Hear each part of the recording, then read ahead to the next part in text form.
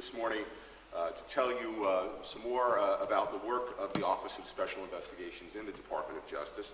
But first, I'd like to thank some folks whose many kindnesses in connection with my visit and that of my wife Cynthia to Chautauqua are greatly, greatly appreciated. Greg Peterson, of course, Adam Bratton and Carol Drake of the Robert H. Jackson Center have sponsored this talk. Everyone at the Jackson Center inspires me with their unswerving devotion to preserve the legacy of Justice Robert H. Jackson. Mr. Justice Jackson, a product of nearby Jamestown, New York.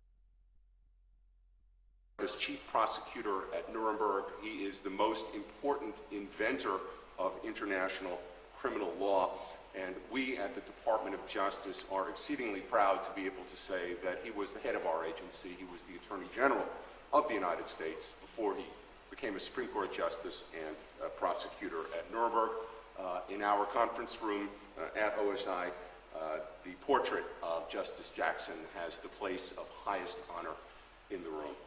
I also want to thank Jerry and Marcia Pops, who've hosted Cynthia and me at the brand new Everett Jewish Life Center here at Chautauqua. They are longtime Chautauquans, and now they are pioneers in launching an exciting new phase in the history of the Jewish presence at Chautauqua. The tender loving care given to us by the Pops and their devotion to the Everett Center have touched us deeply. Thank you. Finally, if I may, I would like to dedicate my remarks to a wonderful man whom Greg mentioned the other day, who only recently left us this past May, Professor Henry King, a wonderful, extraordinary person. He too was a prosecutor at Nuremberg. He worked for Justice Jackson. He never gave up the fight for justice on behalf of imperiled peoples around the world. He never gave up the fight for the creation of tribunals to bring these people to justice, international tribunals on the model of Nuremberg. I saw him last, well, next to last, just under a year ago here at Chautauqua at a wonderful program sponsored by the Jackson Center. And during that program, he was interviewed, and fortunately, it was recorded by the center. And I'd like to just quote one of the things he said. It really captures his life in a way. He said, "My philosophy of life is that you can stumble forward one step at a time, or you can keep your eyes on the stars. You can work for a better world. You can tithe for humanity." And that's exactly the way Henry King lived his life.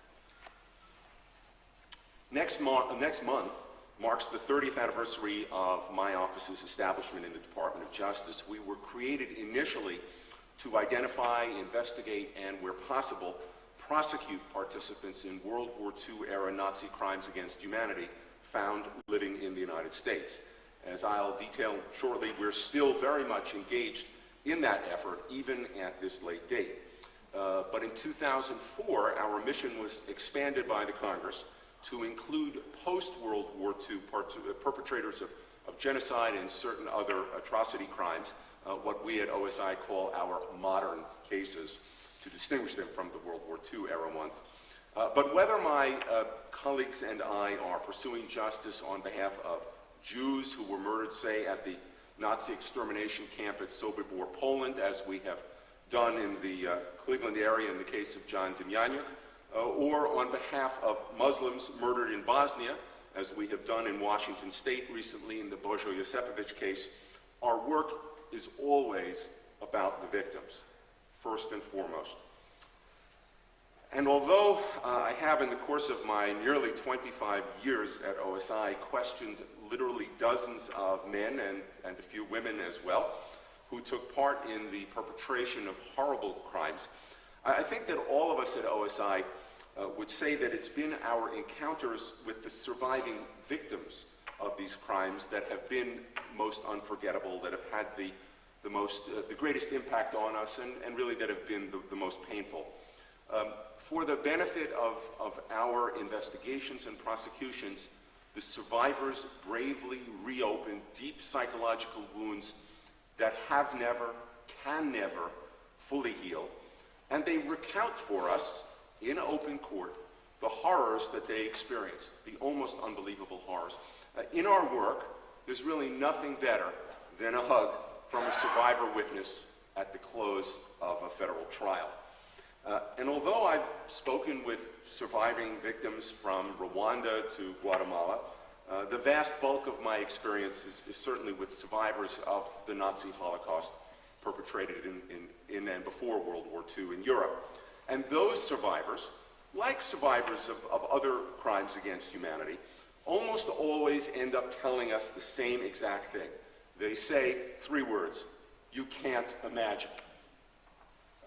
And the survivors are right, of course.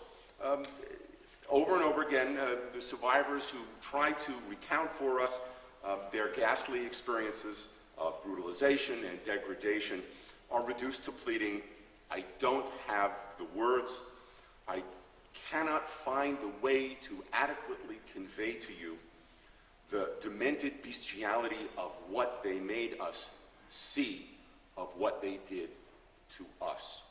And again, they say, you can't imagine it. The survivors are right, of course, we can't imagine it. The grotesqueries inflicted by the Nazis in particular are so far beyond the realm of ordinary human experience that those of us who, thank heavens, have been spared the experience of victimization in the Holocaust can't really imagine it. We can't even really imagine the number 6 million. And sometimes at the end of a long day, racing against the so-called biological solution to the Nazi cases, we have to work as fast as we responsibly can, no doubt faster than any other prosecutors in the country. But at the end of a long day, I sometimes try to imagine that number, 6 million. And it's then that a glance skyward at heaven's dark eternity brings the numbing realization that even all the stars we can count in the vast sky are far fewer than the number of children alone, just children, murdered by the Nazis and their acolytes, 1 million children. In our quest to imagine, we turn to historians, to diarists, to artists, to filmmakers, and the filmmakers are kind of the last resort.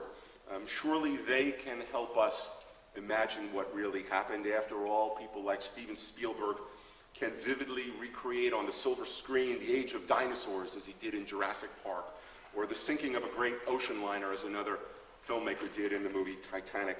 They can even create a visually plausible depiction of warfare in outer space, as George Lucas has done in Star Wars films. But Hollywood's best conjurers don't show us what it was really like. Thus, there are no Holocaust dramatizations that depict the terrible scenes that unfolded at Babi Yar, at Ponari, and the other death ravines and killing pits. There are no Hollywood motion pictures that show us Jewish parents forced to the edge of the abyss, shivering in their nakedness, powerless to protect their children, the ultimate parental nightmare, pleading with the killers to at least spare the little ones. Try to imagine that, the abject terror of the adults, the children. Hollywood, an industry that seems so rarely to shy away from ultra-realistic displays of violence, of gore, even that industry draws a line. And they draw it right there, my friends, because they know that audiences couldn't bear to witness such terrible scenes, even in a Hollywood recreation. So we are shielded from them. Perhaps then it's our poets who can best help us imagine. Poets can reach our minds and our hearts. Permit me then to share with you one poet's attempt to do just that. In reality, as you'll hear, he was really just a part-time poet. And here's what he wrote. Dachau and Treblinka, Auschwitz, Mauthausen, Babi Yar, Bergen-Belsen. Hundreds, thousands, millions of mothers and fathers and children rising from the chimneys, millions, and also, one by one, each one. Those words of Abba Eban, noted Israeli diplomat, speak of the most terrible of the many terrible tragedies that have befallen the Jewish people and the world in general, the Holocaust, the Shoah, a catastrophe too great even to be absorbed, much less understood. It casts its hideous shadow forever over all human discourse. Abba Eban's words are graphic, to be sure, and yet also somewhat abstract.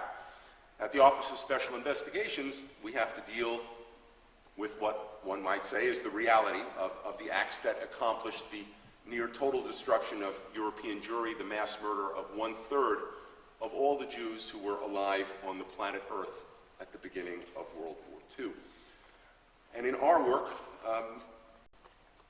we have to confront the actual facts. If I may say that for, I think, all of us who work on these cases, there always seems to be some scene that we imagine from our work, often from some case that we're working on right now that just won't let go of us. For many years, when I handled cases myself, it was, for me, the words on a series of captured Nazi documents that, when you piece them together, told the story of the August 1941 massacre of the children of Bielaya Tserkov, Ukraine, a crime that we investigated for quite some time. We had a suspect living here in New York State who had served in the police in Bielaya Tserkov. Earlier in the month of August 41, the SS had shot to death all of the adult Jews of the shtetl, Jewish little town, along with the older children, several hundred people all told. The younger children were locked up in a house on the edge of the village. On August 20, Dr. Josef Royce, military chaplain of the 295th Wehrmacht Infantry Division, reported to headquarters on his visit to that house. His description of the conditions under which these newly orphaned Jewish children were being confined was candid. He wrote as follows, quote, "In the courtyard in front of the house, the crying and whimpering of children could be heard very loudly. Outside, there were a Ukrainian militiaman keeping guard with a rifle, a number of German soldiers, and several young Ukrainian girls. Inside, in 2 rooms, we found some 90 children, 90, aged from a few months to 5, 6, or 7 years old. There was not a single drop of drinking water." I apologize for reading the rest of this. The 2 rooms were in a filthy state. The children lay or sat on the floor, which was covered with their feces. There were flies on the legs and abdomens of most of the children, some of whom were only half dressed. Some of the bigger children, he explains, 2, 3, 4 years old, were scratching the mortar from the wall and eating it. The stench was terrible. The small children, especially those that were only a few months old, were crying and whimpering continuously. Those were the words of the chaplain, and they convinced German headquarters that the situation had to be corrected as soon as possible. 24 years later, on May 31, 1965, former SS Obersturmführer August Hefner gave the following testimony to a West German investigator on what happened next. Quote, SS Standartenführer Blobel ordered me to have the children executed. I asked him, by whom should the shooting be carried out? He answered, by the Waffen-SS. I raised an objection and said, but they are all young men. How are we going to answer to them if we make them shoot small children? To this he said, then use your men. I replied, how can they do that? They have small children as well. This tug of war lasted about 10 minutes, and I finally suggested that the Ukrainian militia should shoot the Jews. There were no objections. Later, I went to the woods alone. The Wehrmacht had already dug a grave. My footnote here, this is the German army that supposedly had nothing to do with the Holocaust. The Wehrmacht had already dug a grave. The children were brought along in a tractor. The Ukrainians were standing around, trembling. The children were taken down from the tractor. They were lined up along the top of the grave and shot so that they fell into it. The wailing was indescribable. I shall never forget the scene throughout my life. I find it still very hard to bear. I particularly remember a small, fair-haired girl who took me by the hand. She, too, was shot later. Hefner, by the way, was convicted in Germany in 1973. That's a pretty unusual result. He received a sentence of just 8 years imprisonment, which works out to just 32 days in jail for each child he helped to murder. I wish I could say that our Bielaya Tserkov suspect was the only suspected Nazi criminal who ever entered the United States. Alas, as you know, scores, if not hundreds, of participants in Nazi crimes against humanity managed to immigrate to this country after the war. Most, as you saw in that clip, got here the old-fashioned way by lying. The Cold War made it comparatively easy to pull off such deceptions because the Soviets, who had captured the vast majority of the Nazi documentation that had survived German attempts to obliterate it, were not cooperating with Western authorities. So we had no way, usually, of checking into the past of someone who said, yeah, I'm from Ukraine, and I spent the war working on a farm. Another factor that enabled Nazi criminals to lie their way into America was the poor state of knowledge of post-war U.S. immigration officials about the crimes that had been committed by the Nazis.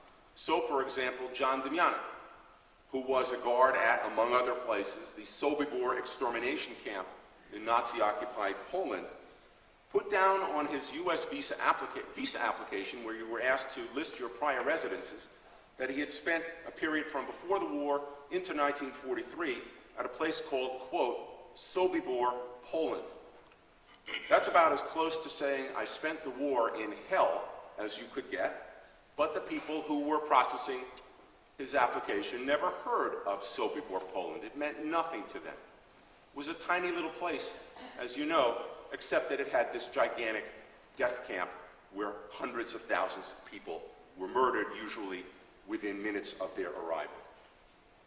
Of course, as was said on the clip there, while most of the Nazi criminals got here through deception, it has to be admitted that some were aided by U.S. intelligence, a shameful part of our country's history.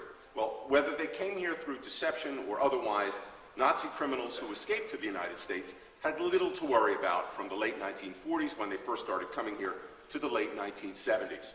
The then U.S. Immigration and Naturalization Service, INS, would occasionally investigate and occasionally prosecute. I should explain when I say prosecute, in the Nazi cases we have only civil jurisdiction.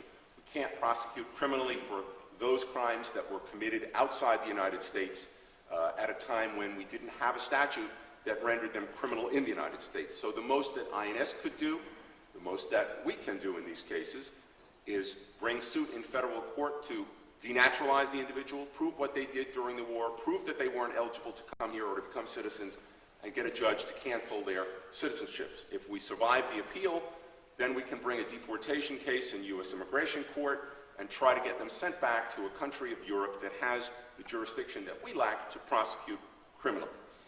We've been very successful in that, as I'll explain.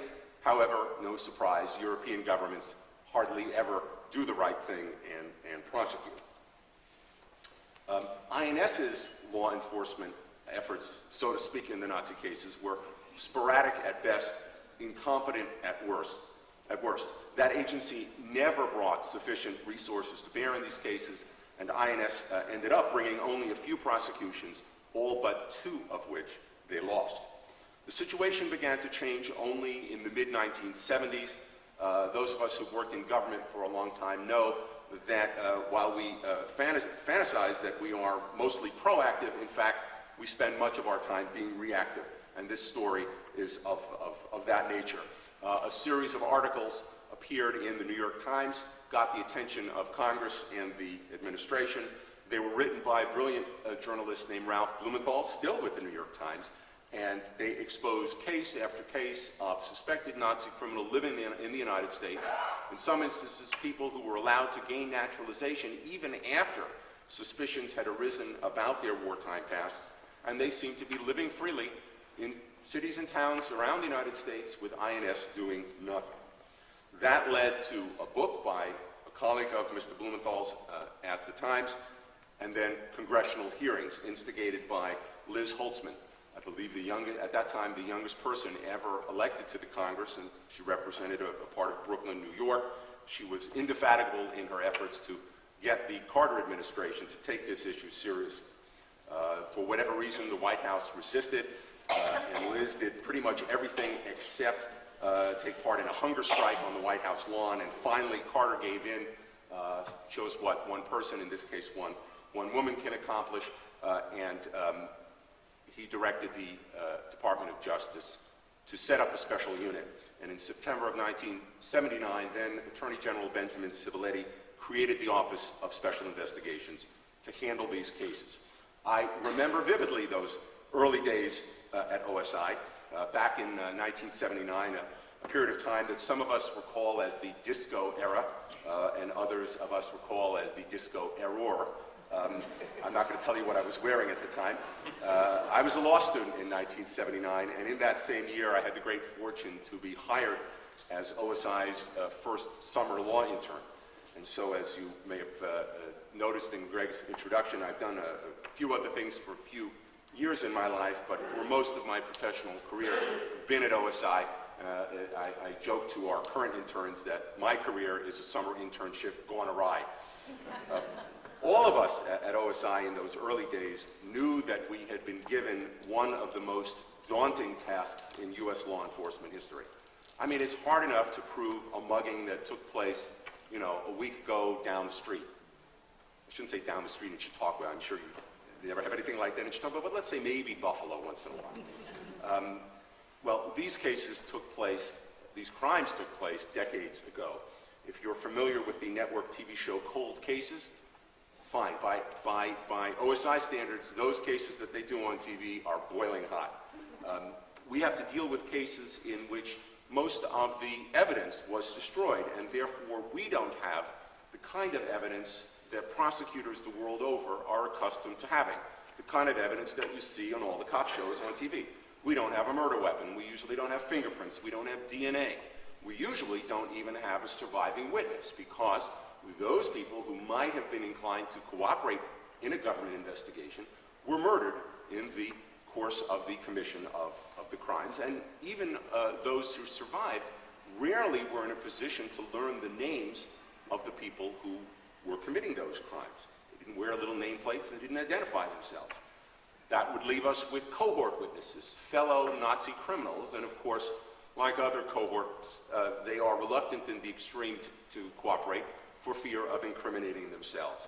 Well, we were told back in '79, at least you'll have documents. By stereotype, the Germans and their allies were meticulous record creators and record keepers, and of course, Justice Jackson basically made his landmark case at Nuremberg through documentary evidence. And we've used some of Justice Jackson's evidence, but fact is that the vast majority of the most incriminating documentation was almost certainly destroyed by the Germans and their allies in the closing months of the war, when they realized that all was lost. And beyond that, the vast majority of the incriminating documents that had survived were behind the Iron Curtain, where most of the killings took place. And until the Soviet Union went out of business in 1991, those documents were largely inaccessible to us. Only after the Soviet Union collapsed as a communist country could Western investigators, Western researchers, Western law enforcement personnel actually get into archives in the Soviet Union, in former Soviet Union. And one of the things we learned when we got there was that they were very poorly organized, and the Soviet researchers who were responding to my office's requests for records checks, would say, we're investigating so-and-so, would you please see if you have, he served in such and such a unit, would you please let us know if you have any records? Many of those researchers did not speak German. They could read the letters, so if they were looking for the name Schmidt, they would find it. But oftentimes, the key document is one that doesn't mention your suspect, that mentions what his little unit did, or that mentions him by unit designation.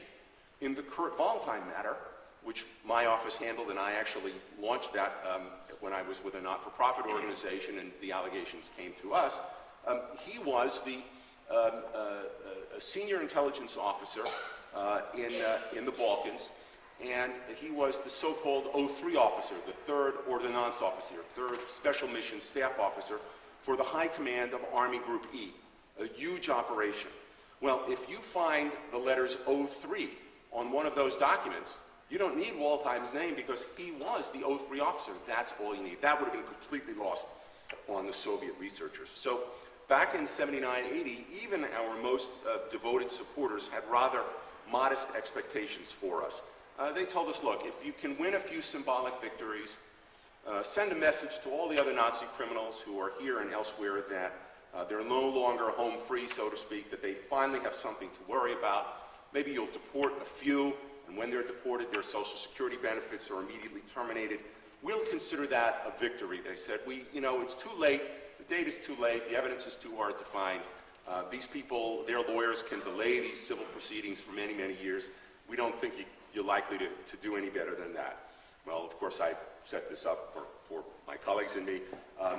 Here are our results. We have, to date, won cases against 107 Nazi criminals, 67 of whom we've removed so far. We have more than 10 cases still in litigation in the United States. I'll give some examples in a moment. Every year, the Simon Wiesenthal Center, the California-based organization that is named in memory of the famed Vienna-based Nazi hunter, rates the performance of governments around the world. They rate 30 or 40 governments, and they rate them on the academic scale that's well known to all of us, A through F. And they've been doing that for 9 years now. No doubt in the 70s and before, the United States would have deserved an F. They weren't being rated back then. But in the 9 years since they started this, the center has conferred its A rating on only one government in the entire world, and that's our own. And I think that's a great tribute to the extraordinary dedication of the people I am privileged to work with at OSI. Our defendants have run the gamut from one cabinet-level Axis official at one extreme, down to what might be termed the trigger pullers of the Holocaust at the other.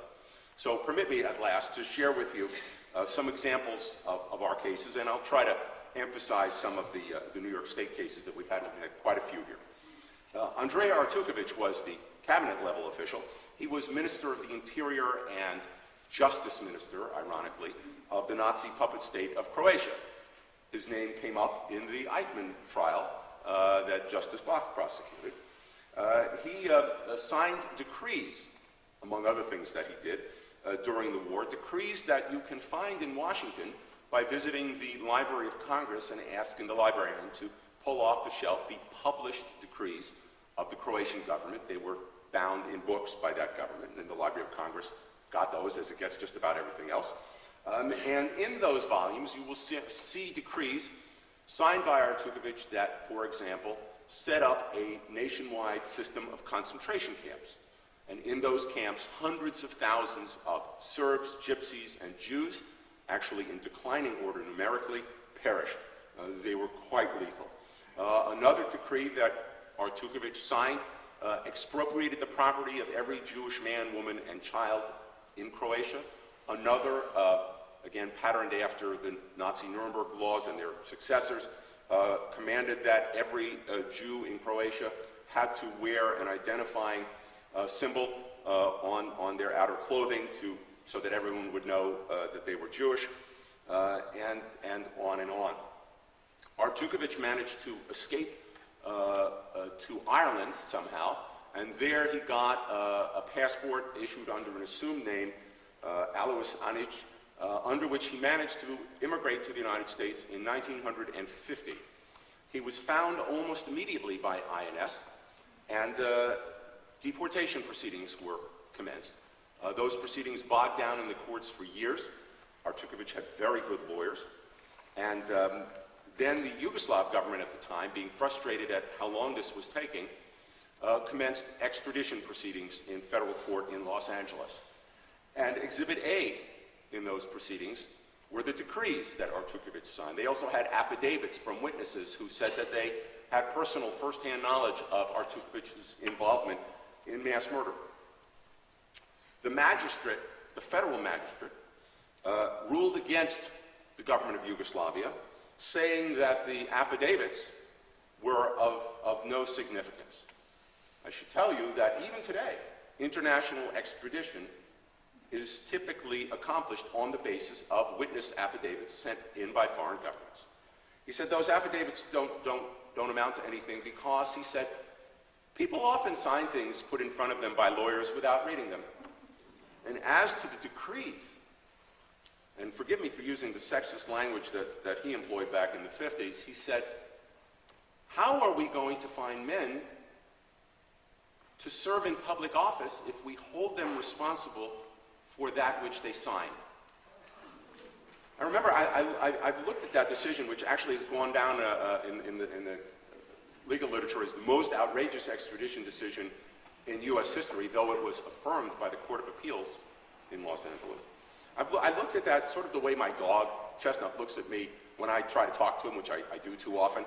He looks at me and then he turns his head to the side, hoping that, if he has a different perspective on it, it might make sense. Poor guy never does figure out what I'm saying, and I still don't understand that decision. But Artukovic was still living here in a beautiful beachfront house when my office was created in 1979.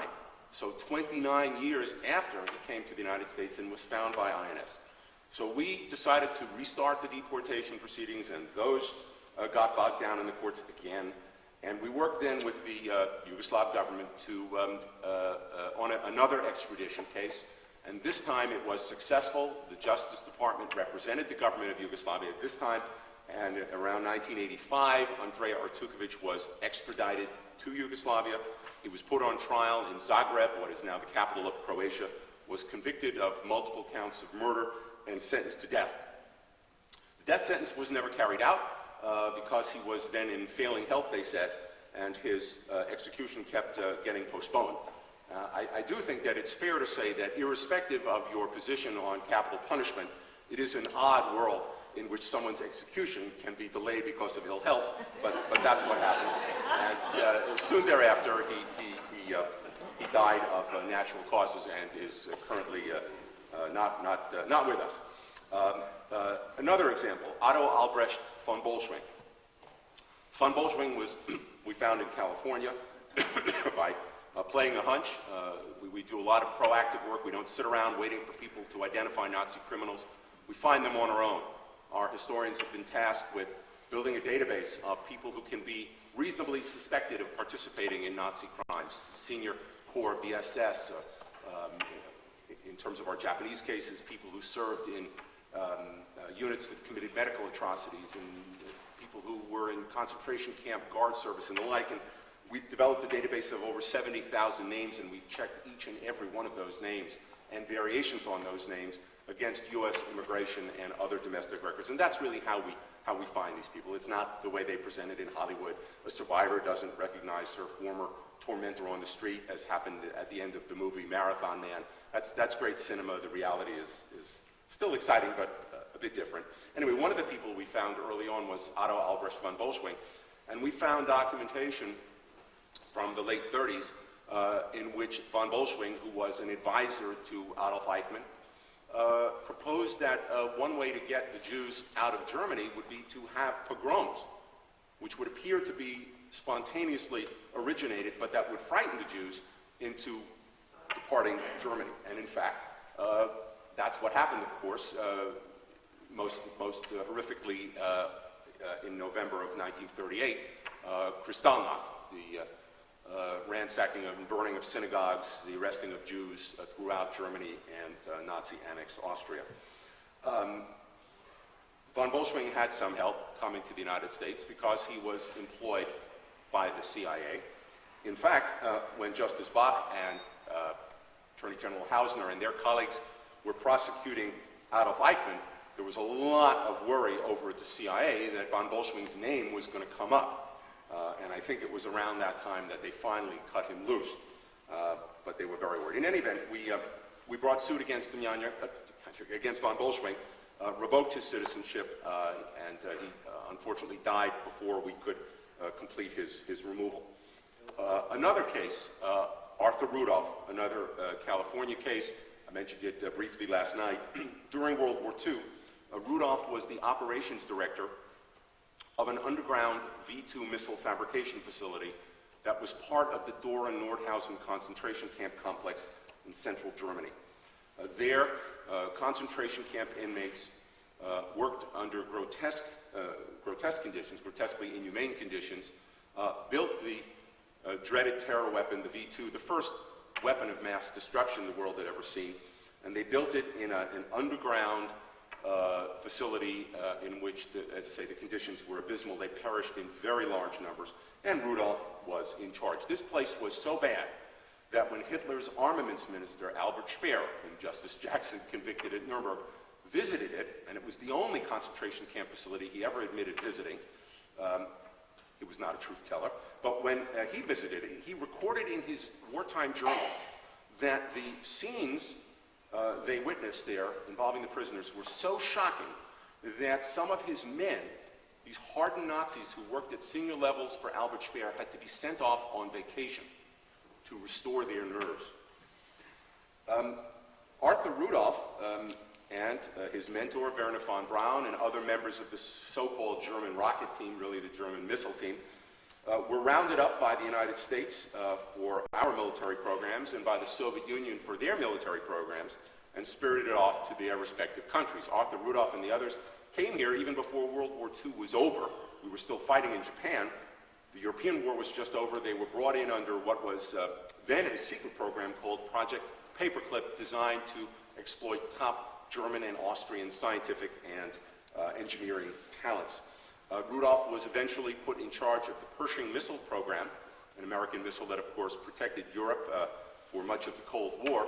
And then after President Kennedy announced that we would attempt a lunar landing within the decade of the 60s, Rudolph and most of the other Germans transferred to the National Aeronautics and Space Administration, where Arthur Rudolph was put in charge of the Saturn V rocket program. He built the largest rocket ever constructed, the rocket that 40 years ago, just last month, took 50 years ago, right? 50? 40, sorry, not a math major. 40 years ago, just last month, took humankind to the moon. It's a sad, sad part of our history that the rocket that did that was built by a Nazi slave master. We found him living in retirement in California. I flew out there and questioned him. My boss came along, I think mostly because he was curious, and as we were walking into the building in which we were going to do this, so we summoned Rudolph to, invited him to come and see us. I turned to my boss and I said, you know, you and I both have already questioned quite a few Nazi criminals. You know, and I said, I don't make any special claim to brilliance here, but most of those guys were lucky if they graduated high school. They weren't the brightest bulbs for the most part. I said, you know that old expression, he's no rocket scientist? This guy really is a rocket scientist, and I hope we're up to it. So we questioned him, and in fact, he made a lot of damning admissions. And eventually, when faced with the possibility of civil prosecution, he asked if there was another way to resolve this, and we said, sure. If you want to give up your U.S. citizenship, leave forever, we can do that. Gave up his citizenship, returned to the land of his birth, to Germany, where the Germans put him under some sort of investigation. And after we made the case public, some unpleasant people in the Lyndon LaRouche camp and elsewhere decided that Rudolph really should have stuck around and fought this thing. And so they encouraged him to try to come back. Well, he couldn't come back because he was barred from entering the United States. An informant told us that they had a plan and that they were going to have him fly to Toronto, Canada. It was at Pearson International Airport. He was going to meet with his supporters on the Canadian side of Niagara Falls. One of those supporters was going to be Congressman Jim Traficant, former congressman of Ohio. Congressman Traficant would like to be with us today, but he's unavoidably detained in the Federal Correctional Institution in Minnesota. Sorry. He's the only member of Congress who was ever hostile to our work, but he was also indefatigable, as Liz Holtzman was indefatigable on the other side. He was a little ticked off at the Department of Justice because we had prosecuted him for tax evasion for, I think, the $100,000 bribe that he took from an organized crime family in Mahoning County, Ohio, when he was sheriff of Mahoning County. Anyway, the great plan was they were going to meet in Niagara Falls, Canada, all of Rudolph's supporters, including the congressman. They were going to march over the Freedom Bridge into Niagara Falls, New York. Well, I was grateful for this information, and I was rather alarmed. And so I called the then Immigration Service and breathlessly told them what was supposedly going to happen. And they said, well, we can patch you right through to the Freedom Bridge. Next thing you know, I'm talking to a fellow on the bridge, INS agent. I told him my tale of woe. He said, no problem. We'll handle it. I said, really? He said, yeah. Well, this was an experienced INS agent, a border guy, who had been there through the anti-war period of the 60s and early 70s. He'd seen it all. So he said, I said, you know, well, would you mind, that's great, but would you mind telling me what you're going to do? And he said, oh, sure. If Congressman Traficant, I forgot to tell you, the plan was Traficant was going to show up on the bridge with Rudolph handcuffed to his wrist. He was going to tell INS, if they got stopped, that he, Traficant, was en route to Congress to vote. They can't stop him by law, and it just so happens that this man is handcuffed to me.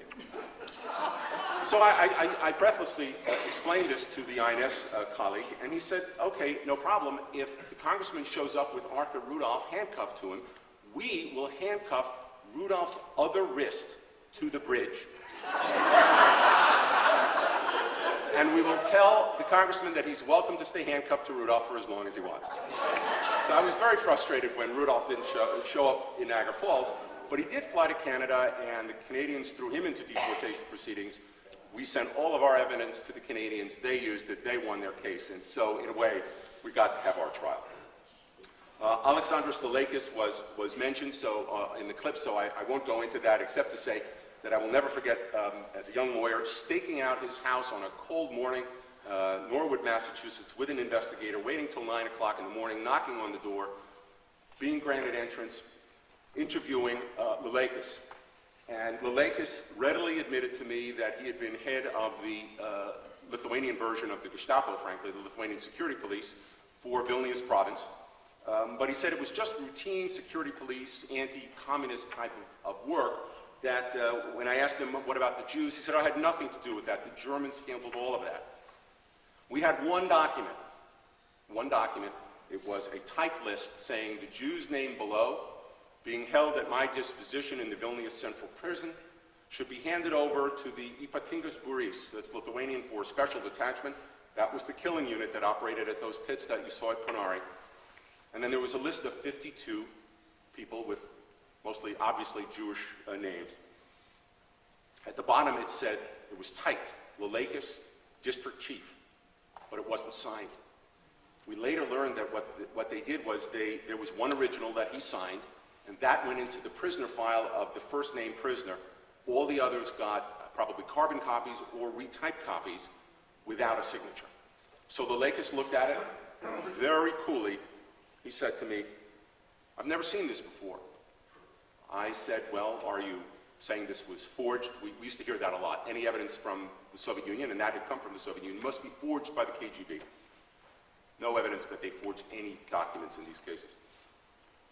He said, no, not necessarily. It could be that my men did things without my knowing about it. And then he said words that would echo in my ears for many years. He said, show me something that I signed.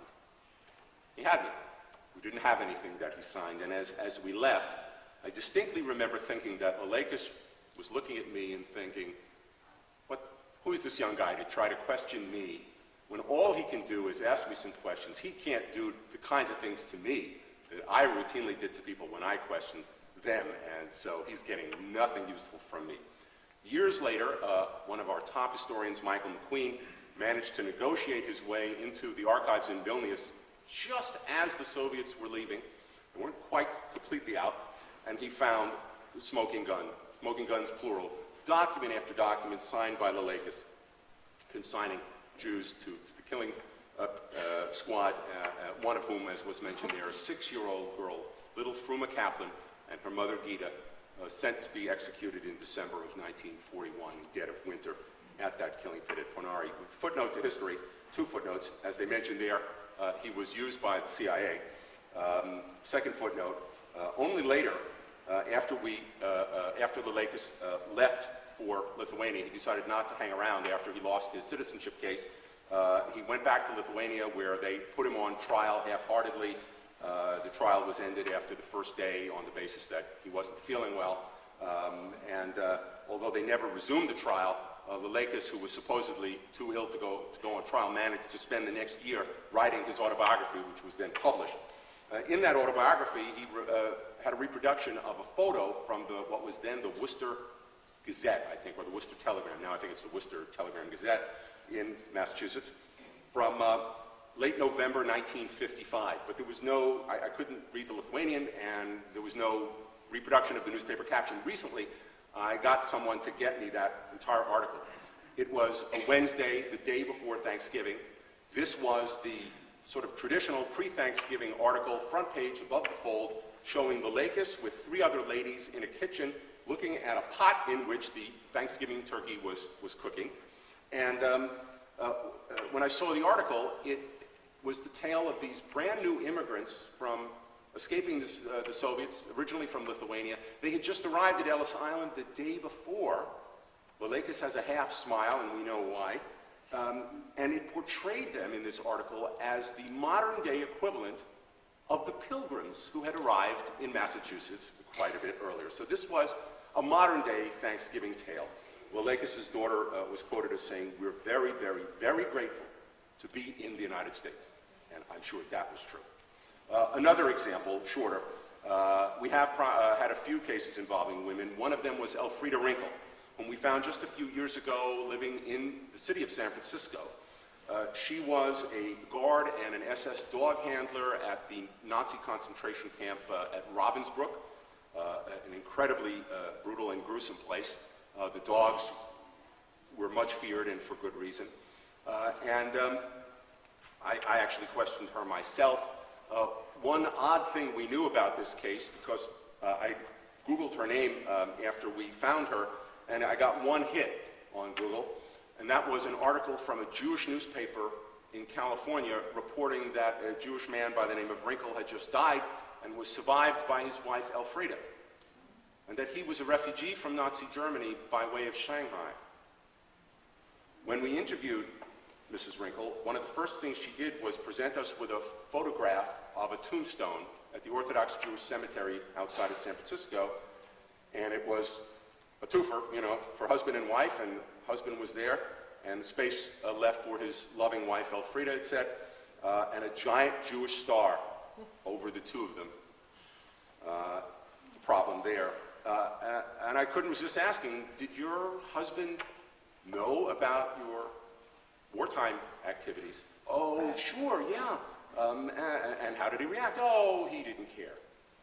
That seemed unlikely to me. I mean, how do you break that news? You know, I mean, and when do you do it? I mean, on your honeymoon night, that's a real romance killer. You know.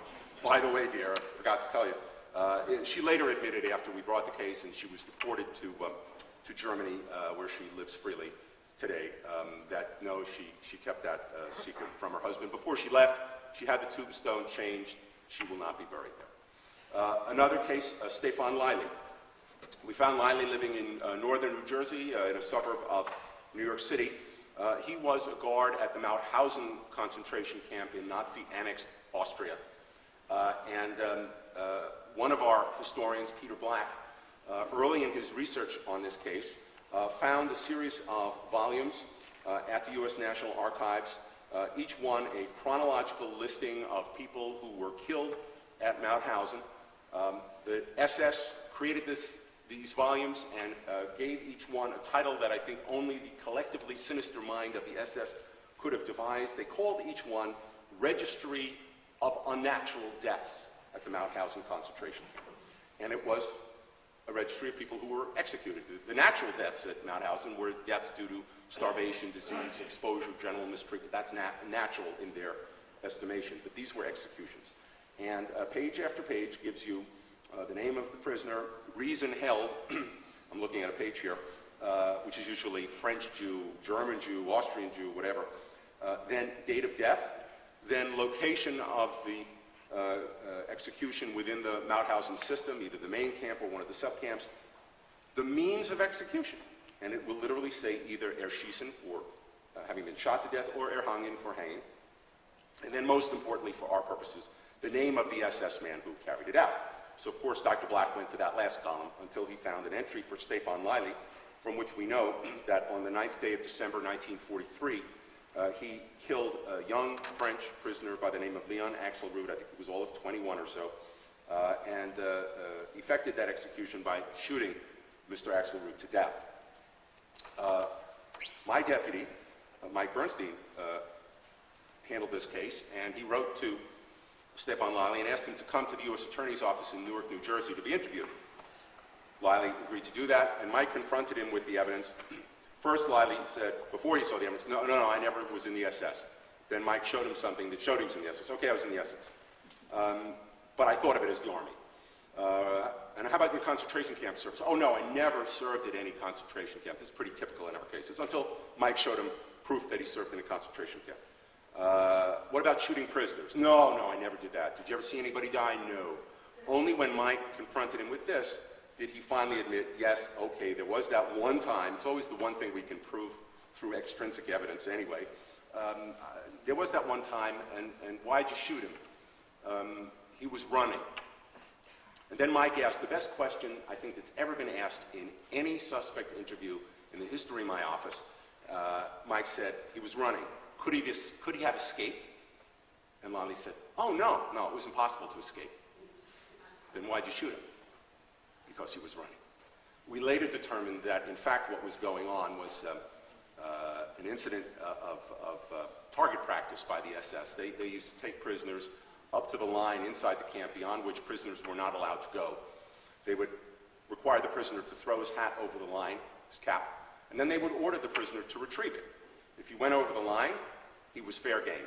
If he didn't go over the line, he was disobeying an SS order, and he was fair game again, and that's the fate that befell poor Leon Axelrod. Well, we managed to remove Liley from the United States, and he actually defaulted. He didn't respond to the complaint. He just went back to Europe.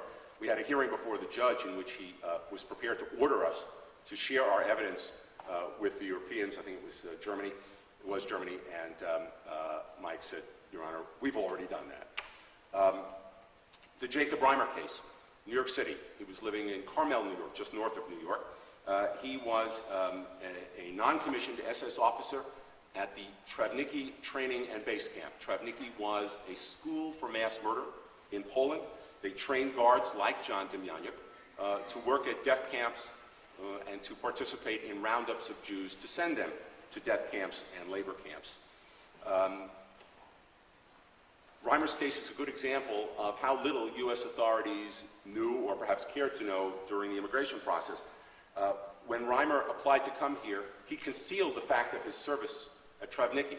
Fortunately, documents captured by the United States and held in Berlin showed that he had served at the Travnicki camp. So they called Reimer in and said, you lied to us. And Reimer was such a good liar, and I know because I questioned him. He was so good, he could put on such a great sympathetic act that he somehow explained his way out of this and said that, oh, there was nothing bad going on at Travnicki and I really had a minor role anyway. And they actually gave him a visa. Came to the United States. Long story, make it short. Eventually, I questioned him at the U.S. Attorney's Office in Manhattan. And he said, yeah, I know I served at Travnicki, but I never, ever did anything bad. and it was a cat and mouse game for several hours with a tape recorder running and a stenographer typing away, at the end of which I had a colossal headache. Reimer denied everything until I indicated that, you know, we had spoken with people who knew him, and what did he think they would say? I'm sorry, we had served with people, we had been in touch with people who served at Traficant, and what did he think they would say? He read into that they had talked about him, all right? And piece by piece, he began to admit things, including the fact that he led the men of his platoon that he commanded on an operation in the environs of Traficant to, as he put it, his words, liquidate a Jewish labor camp. He eventually was put in denaturalization proceedings by our office. We had a full trial. He was represented by former United States Attorney General Ramsey Clark, and eventually we won the case. One of the things that happened while we were doing this was we found the testimony of two witnesses, two other Traficant men, so-called, SS men, who had served with Reimer, and they had told the Soviets years earlier what had happened in some of these operations. Here's the testimony of a man named Leontiev. Having escorted the doomed people to the place of execution, we sat them all down on the ground about 10 meters from the pit. We were placed in positions surrounding the site, and Gruppen Wachtmänner Reimer, Ackerman, and Beck used their rifle butts to prod the victims, forcing these fear-crazed people to stand up from the ground in groups of 5 to 7 people, including men, women, children, and old people, and marching them into the pit. Then, together with the German officers, that includes Reimer, they shot the Jews. We found Leontiev. Amazingly, he was still alive, somewhere north of the Ural Mountains, and a couple of my colleagues actually risked their lives, this sort of bandit-infested territory back then, to interview Leontiev, and his testimony was part of the trial. The Demjanjuk case you've all heard a lot about, especially the Clevelanders in the room. I think you know he was eventually, at one point, extradited to Israel, tried, convicted of being Ivan the Terrible of Treblinka. Israeli prosecutors subsequently found evidence in the former Soviet Union after communism was dissolved there. Communist rule was dissolved. Documents casting doubt on his identification as Ivan the Terrible. The Israeli Supreme Court reversed that conviction. There were some follow-on Israeli Supreme Court proceedings in which Justice Bach participated. Eventually, Demjanjuk was sent back home to this country. We re-investigated the case from the ground up, brought another case against him, proved that he was a participant in the mass asphyxiation of Jews at the Sobibor death camp, just like Treblinka, only somewhat smaller, that he had served at Sobibor voluntarily, and eventually, on May 11, after a battle royale, May 11 of this year, after Demjanjuk, you must have seen this in the media, feigned being on death's doorstep. You may have seen him on TV being rolled out of his house on a stretcher with his mouth open, all fakery, which we exposed by conducting some surreptitious videotaping of Mr. Demjanjuk when he went out on appointments, and he was walking just fine. He was deported to Germany, where charges awaited him, or an arrest warrant awaited him on suspicion of complicity in at least 29,000 murders of Jews at Sobibor. He has since been formally charged with those murders, and we will know by the end of this month when the trial is to be held. Most likely it will happen this fall. A couple of quick cases. New York, Yuri Theodorovich. Theodorovich was a Ukrainian policeman during World War II, and we found a document that, except for its sinister significance, is not unlike that which any American police officer has to file anytime he or she fires a weapon. It's a report accounting for spent ammunition. And this one is from Lvov, Ukraine, sometimes Poland, August 15, 1942. It reads, "I, police candidate Yuri Theodorovich, fired 8 cartridges with which I killed 2 Jews during the Jewish action along Abramchikov Street. The Jews who were killed were delivered to the Jewish cemetery. Present at the incident was Police Sergeant Leo Plenyar of the Schutz Polizei, signed Yuri Theodorovich." We found him in Troy, New York. No jokes about how that's punishment enough, please. And we summoned him to the U.S. Attorney's Office, invited him to the U.S. Attorney's Office in Albany. Again, I did that one. I was a young attorney, and I think I earned my salary for a year having to shake that man's hand. He denied everything. However, in a subsequent interview with his lawyer sitting at his side, he admitted that he had written that report and others like it. We brought our case, we won it. He then escaped to Paraguay, where he lived the rest of his life. So in that one instance, the stereotype about Latin America is true. The Paraguayan government resisted entreaties from the Anti-Defamation League, the Wiesenthal Center, the United States Department of State, and who knows who else. They would not remove him, not send him back to Europe, and that's where he died. The last case I'll mention is that of Josias Kumpf. We found him in Michigan. He was a guard who was an SS officer, man, who was sent to that Travnicki place I mentioned, where they had an adjacent Jewish labor camp, which they used for training purposes. They had to train on live Jews. It was eventually decided that, in 1943, time to kill all the Jews, and he was the one who was sent there for that operation. When we interviewed him, two of my really gifted colleagues interviewed him out where he lives, he admitted that he had stood guard to make sure that no Jews escaped during the killing operation, because, as he put it, some of the Jews, after they were shot, had not been shot good enough, his words, and they were still convulsing. And in the end, nobody escaped on his watch. We were able to send them back to Austria, which wasn't easy, because Germany and Austria normally decline to accept back the trash that came here from there.